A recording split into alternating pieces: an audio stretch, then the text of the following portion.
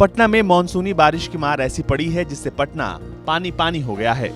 जहां भी नजर जा रही है पानी ही पानी नजर आ रहा है। पिछले साल सितंबर के अंत में जब पटना में बाढ़ जैसी स्थिति बनी थी तो सरकार ने बड़े बड़े दावे किए थे कि अगले साल पटना ऐसे हाल में नहीं होगा, सीवरेज सिस्टम को दुरुस्त किया जाएगा। लेकिन मानसून की पहली बारिश ने पटना को बेजार कर दिया। पटना के राजेंद्र नगर से आई इस तस्वीर को देखिए। बारिश से यहाँ की सड़कें स्विमिंग पूल बन गई हैं। पटना में देर रात हुई बारिश ने फिर सरकार के दावों की पोल खोलकर रख दी है और पटना के राजेंद्र नगर के कई इलाकों में जल जमाव हो गया है, जो सरकार के लिए अब एक बड़ी चुनौती हो गई है। राजेंद्र नगर के रविंद्र बालिका स्कूल में बारिश का पानी भर गया है। ऐसी तस्वीर राजेंद्र नगर के कई इलाकों से आ रही है। पटना को पानी पानी होने से बचाने की जिम्मेदारी जिन पर थी वो आरोप प्रत्यारोप में व्यस्त हैं। नगर निगम का लापरवाही नहीं है, नगर निगम को गाली सुनने का संस्था लोगों ने बना दिया है। अब देखिए कि आगामी बरसात है, एक दो जल जमाव पर अनौपचारिक बैठक को अगर छोड़ दिया जाए तो किसी माननीय पार्षद से जल निकासी की क्या व्यवस्था होनी चाहिए, कोई राय शुमारी नहीं लिया गया। पिछले वर्ष भी जब बरसात में पूरे पटना शहर के कई प्रमुख इलाके जलमग्न हो गए थे तो एक उच्च स्तरीय कमेटी बना था। उच्च स्तरीय कमेटी के समक्ष पटना नगर निगम के सभी माननीय पार्षदों ने अपने अपने वार्ड की समस्याओं से उस कमेटी के मेंबरान को अवगत कराया था और उसके निदान के संदर्भ में भी बताया था कि कौन कौन से काम किए जाने चाहिए। लेकिन आज एक साल बीत जाने के बाद भी एक भी सुझाव पर कार्य नहीं किया गया। खानापूर्ति के तौर पर 50 करोड़ रुपया नगर निगम को दे दिया गया और वो नगर निगम, पटना नगर निगम की महापौर की अदूरदर्शिता, निकम्मापन, भेदभाव की नीति के कारण वो सारी योजनाएं वैसे वार्डों में दिया गया जहां पर जल जमाव की कोई समस्या नहीं। ऐसा नहीं है कि सिर्फ राजेंद्र नगर पानी पानी हुआ है। पटना के कदम कुआं से आई इन तस्वीरों को देखिए। गाड़ी वाले, मोटरसाइकिल वाले, पैदल लोग गंदे पानी से निकलने के लिए मजबूर हैं।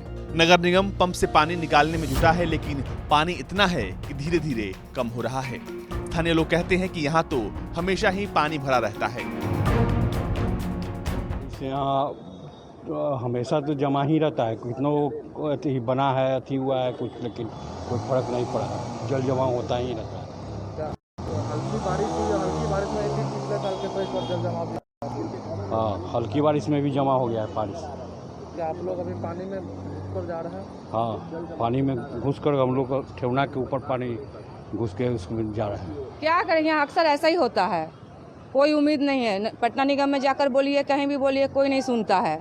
अगर सुनता तो कोई बात ही नहीं रहता, ऐसा पानी जमता ही नहीं यहाँ पर। हम लोग तो पब्लिक है, जाते हैं, काम करते हैं, खाते हैं। लेकिन ये बताइए, हल्की बारिश हुई है लेकिन पिछले साल की तरह भी फिर जल जमाव दिख रहा है। जम गया, क्या कर सकते हैं हम लोग। जब जो मुखिया है वो कर सकता है तो हम लोग क्या कर सकते हैं। पानी पानी पटना को लेकर विपक्ष भी सरकार पर हमलावर है। बिहार के नेता प्रतिपक्ष तेजस्वी यादव ने कहा कि हम पानी में डूबे पटना को देख ही रहे हैं, सीएम भी देख लें तो अच्छा होगा।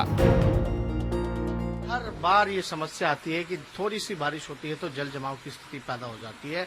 ऐसा लगता है कि फ्लड आ गया है। तो बिहार में भी कई इलाकों में जो है जल जमाव की स्थिति है।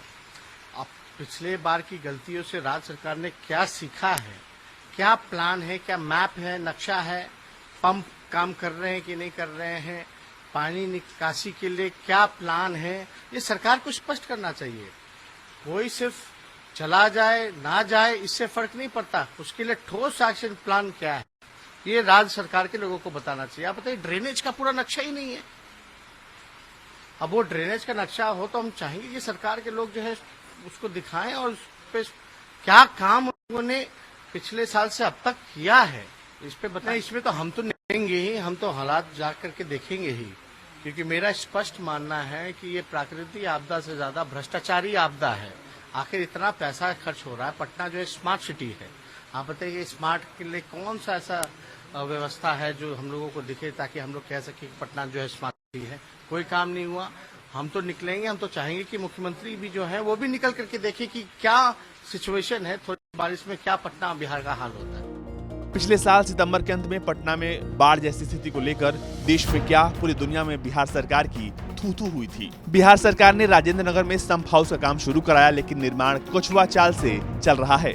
चुनावी साल में ये जानते हुए कि राजेंद्र नगर के संप हाउस का निर्माण पूरा नहीं हुआ है, वो संप हाउस का निरीक्षण करने पहुंच गए।